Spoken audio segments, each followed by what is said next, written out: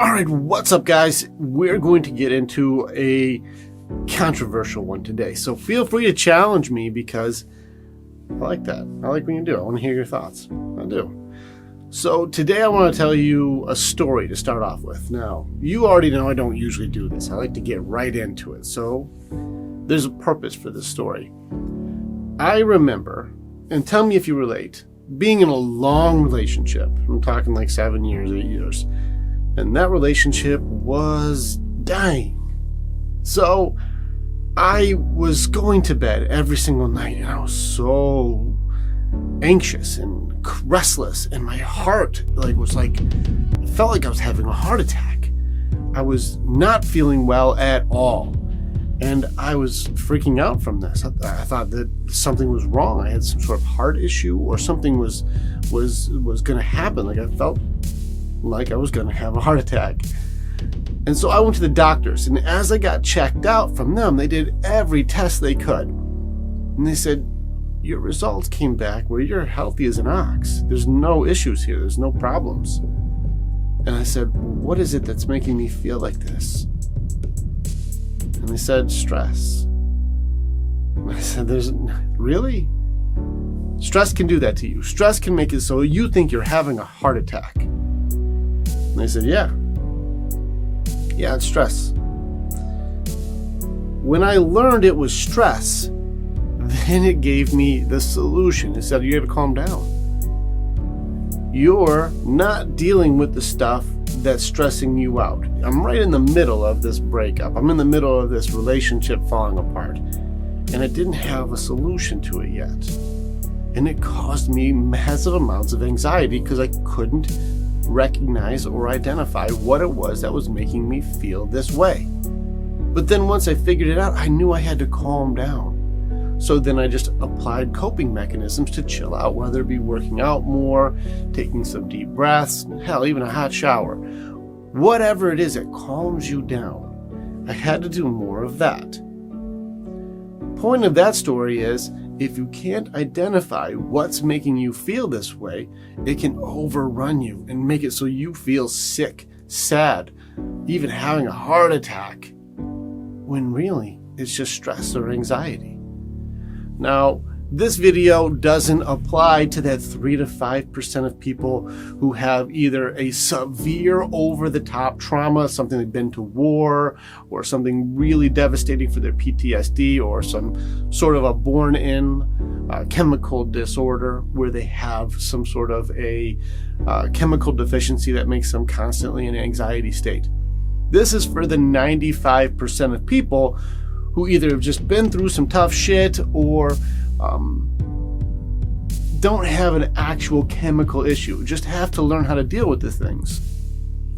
So let's stick to the 95%. Now, I believe anxiety is a real thing.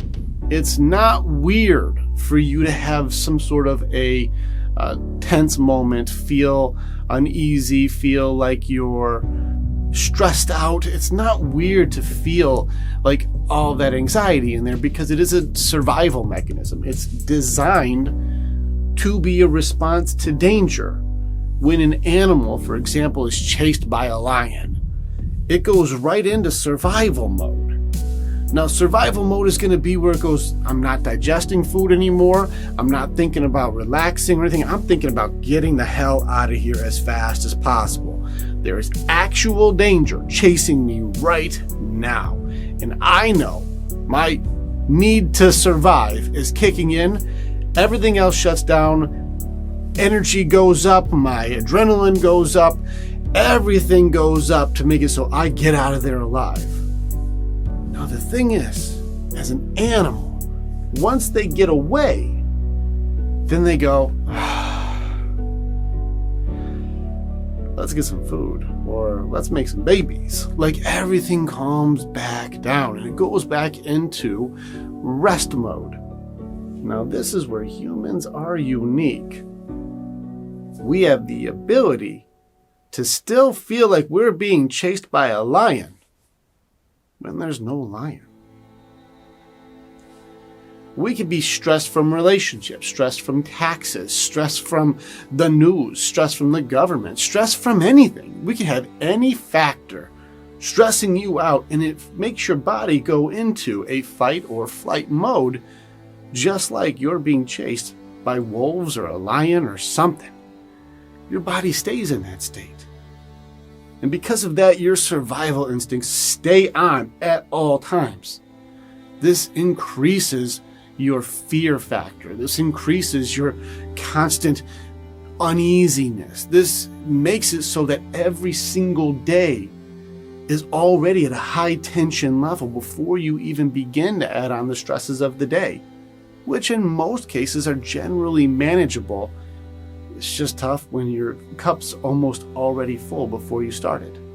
So I think that stress comes from our comfort zone, us being comfortable or calm, being challenged in a way that we don't yet know the outcome. We don't know the answer. We don't know the solution.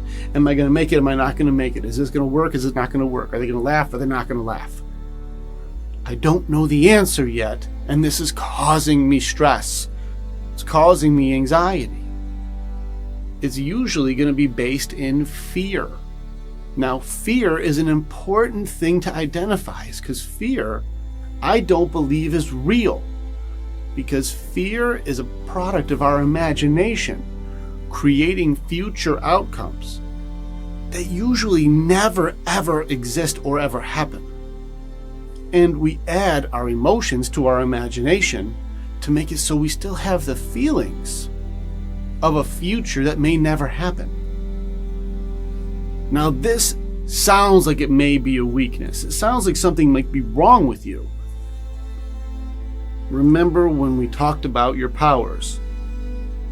One of your powers here may be what people are calling an overactive imagination, where you're creating all of these different futures.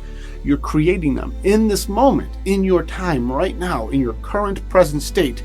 You're already creating different possible futures, and you're already concerned about if that were to happen. This overactive imagination I would refer to as a power. You are powerful in your ability to be able to have foresight. You're powerful in your ability to look ahead and see what things you might possibly need to prepare for. But just like all powers, if you do not train it, if you do not have control of it, this one can control you. And that's what makes this a unique ability, is this one has the ability to take you over. If you don't have control of using your imagination the way that you want to, because you can look at your possible futures and you can either delete what seems like it will be irrelevant, or you can prepare for what seems the most relevant. That's a useful tool. But if these stresses overrun you and start becoming part of your character traits, that you're always worried, and then it starts becoming part of the habits that you always do, where you're not solving any problems, you're just always worried and always concerned and always anxious and always nervous and always scared all the time. That energy makes it so that your body starts reacting negatively to that too. And eventually, if you never leave these states, you start hitting depression, you start hitting different disorders start creeping in, OCD and stuff like this. PTSD may be a part of it, and you got things that you're never resolving because you aren't searching for the answer, because this power overrunning you has become your identity.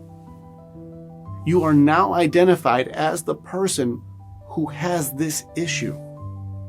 The answer to this is you haven't found the solution to it yet. Whatever it is that causes you anxiety has an answer. We just spoke about how there's opportunities in everything with your bad thoughts, and if you have anxiety about something, you're magnifying what your bad thoughts are. In the bad thoughts are the good thoughts. Lower your anxiety and search for the answer. It might be more training. It may be more understanding. It might be you have to challenge yourself to go through what it is. Think about any difficult scenario you ever had to do. Break up with somebody, give a speech, come clean, whatever the scenario is. You had to face something that you were like not looking forward to this. But you know that when it was done and you knew what the answer was, even if the answer sucked, you can now look back and say that scenario doesn't cause me anxiety anymore. So my theory for anxiety is that anxiety is just, you don't know the answer yet.